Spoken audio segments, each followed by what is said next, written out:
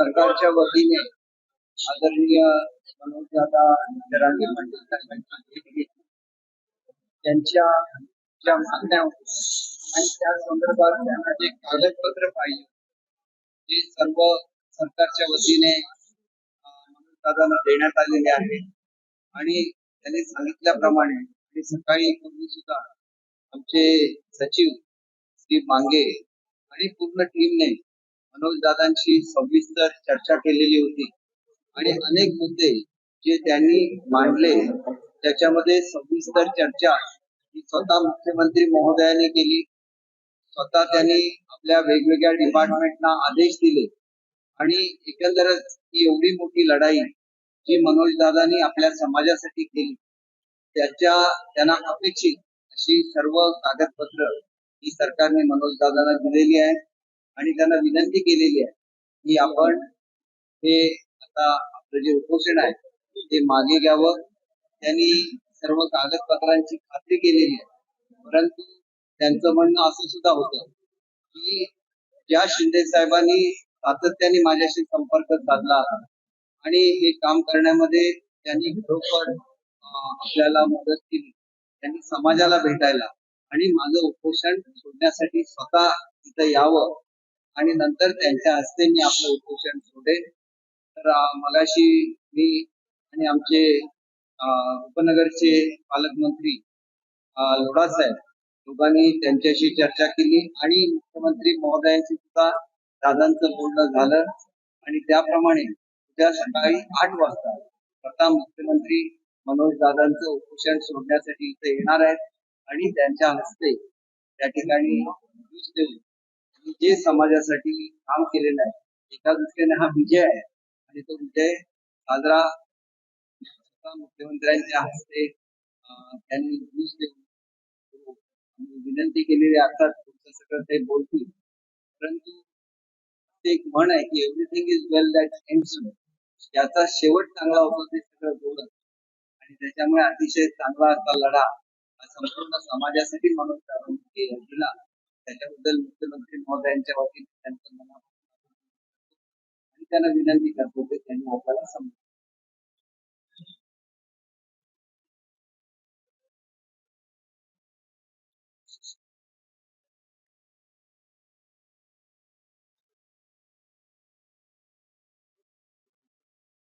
पत्रकार बांधवांना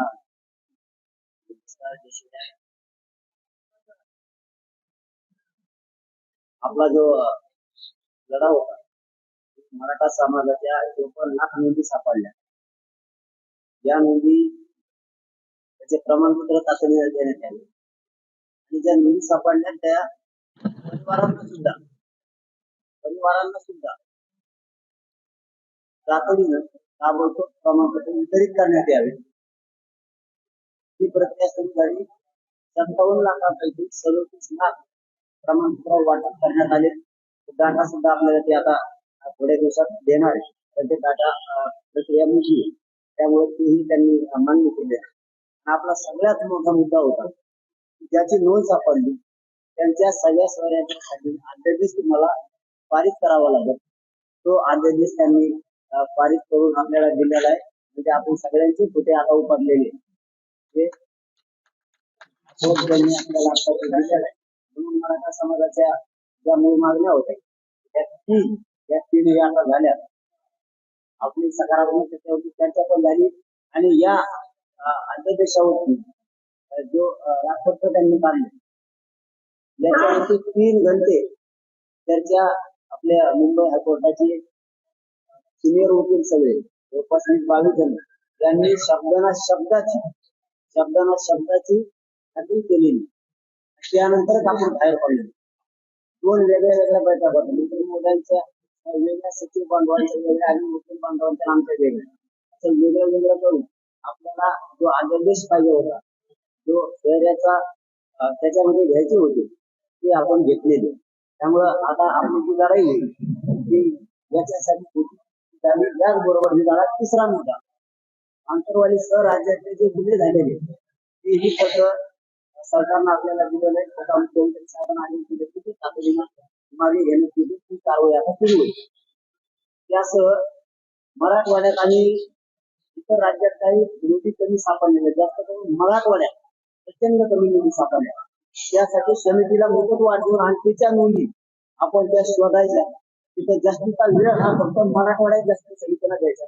त्याच्यासाठी समितीला सुद्धा मुदतवाढ देण्याचं पत्र सुद्धा काढले. सगळे पत्र आपण घेतले, म्हणजे असं तोंडी काही नाहीये. सगळे पत्र, सगळे शासन निर्णय सुद्धा घेतले.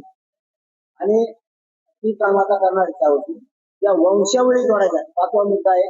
तेही आपण शासन निर्णय घेतलाय. वंशावळी जोडण्यासाठी तालुका स्तरावर समिती स्थापन त्यांनी त्याचाही शासन निर्णय झालाय, तो पण आपण घेतलाय. आपण मराठवाड्यात कमी नोंदी सापडल्यामुळे मराठवाड्याचे जे गॅजेट 1884 तेही सरकारनं कबूल केले की आता शिंदे समितीकडे देऊ. त्याला याच्यामध्ये कसं घेता येईल, काय करता येईल याच्यासाठी ही 1884 ची जनगणना होती, त्याच्यात सुद्धा स्पष्ट उल्लेख आहे कुंडी म्हणून मराठवाड्यातले सगळे मराठवाड्यातले कुंडी आहे असं उल्लेख आहे. तेही देण्याचं, तेही तपासण्याची कारवाई करण्याचं त्यांनी तेही पत्र आपल्याला ते पण दिले. असे शिक्षणाच्या बाबतचाही दिला. हे 4772 पोरं ईडब्ल्यूएस 6वा मुद्दा सांगतोय. ईडब्ल्यूएस बीसीबीसी आणि ईएसबीसी मधून राहिले तेही घेण्याचं त्यांनी तेही पत्र आपल्याला दिले की हे आम्ही तातडीनं ते घेतो. शिक्षणाच्या बाबतच्या ओबीसीच्या ज्या सवलती आहेत त्याच मराठा समाजाला सुद्धा लागू करण्याची अंमलबजावणी ते तातडीनं त्या सुद्धा चालू तातडीनं अंमलबजावणी. आता जो कायदा पारित याचा रूपांतरित होणार आहे ते आता जे अधिवेशन येणार आहे त्याच्यामध्ये याला 6 महिन्याची गॅरंटी असते. त्याचे आज कधी पण हे करता येते पण विधान सगळे हे सुद्धा मान्य द्यायचे. आता याची अंमलबजावणी सुद्धा मला वाटतं उद्यापासून व्हायला हरकत नसणार. उद्यापासून त्याच्या शहरांची कारवाई सुरू होणार. तर अशा स्वरूपाचं सगळं झालंय तर काय झालं ना उपोषणाचा भाग जाऊ द्या, परंतु काम मोठं झालंय समाजाचं. आपण प्रत्येक वेळेस म्हणतो असेल की शिंदे साहेब काम करू शकतो, त्यांनी हे करायला पाहिजे आणि त्यांनी ते केलंय. जोपर्यंत आपण आंदोलन करतो तोपर्यंत आपण विरोध करतो. मग ते पक्ष म्हणतात सत्ताधारी असं किंवा विरोधक असतो. आता आपला आणि त्यांचा कोणाचा असेल ते विरोधी पक्ष असो किंवा सत्ताधारी असो, आपला त्यांचा विरोध सांगतो. आपण समाज म्हणून काम केलेलं आतापर्यंत आजपासून आपण कोणत्या पक्षाचा आढळून त्याला सोडलेला मराठा आरक्षणाचा विरोध. आता आपलं काम हे होतं म्हणून आपण विरोध करतो. मराठा समाजाच्या पोरांचं कल्याण होतं हे आपला लढा होता खरा. किंवा आपण त्याला आजपासून आपला त्यांचा विषय विरोधाचा संपलेला आहे. समाज म्हणून तुमचं जे वैयक्तिक काय असेल त्याच्याशी मला देणं घ्यायला, पण समाज म्हणून आपला विषय संपला. तर कुणीतरी जबाबदार असावं. मंत्री महोदय ही उद्या येतील त्यांच्या हाताने घेऊ आज स्वीकारले आपण.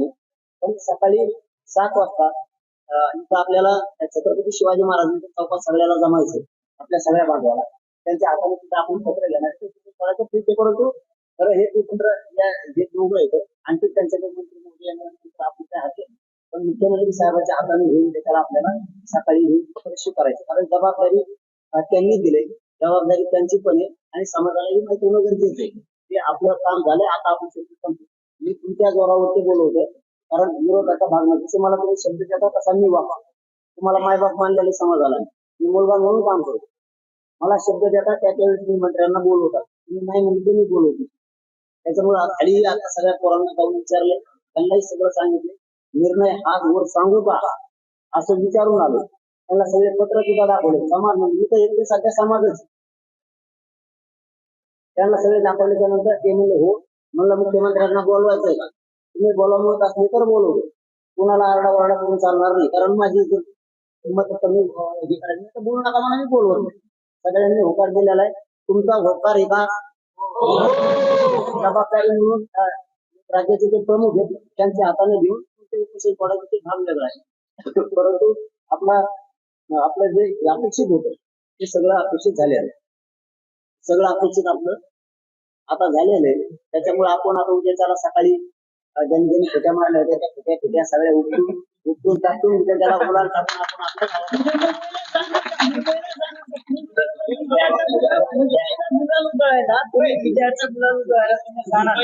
मुंबईत जाणार आम्हाला नवी मुंबईत ना आम्हाला आमच्यासाठी ना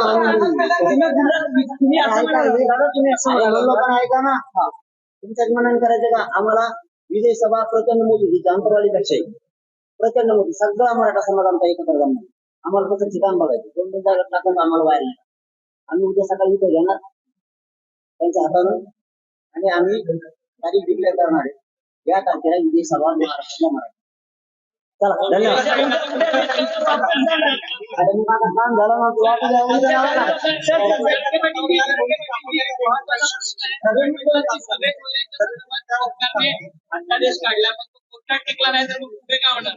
अरे बाबा वावर आहे 7-12 मिळालाय आम्हाला 7-12 मिळाला वावराचा तो वावर नाही नागरिक आम्ही 7-12 लोकशाही मराठी ऐका पहा जागरूक रहा.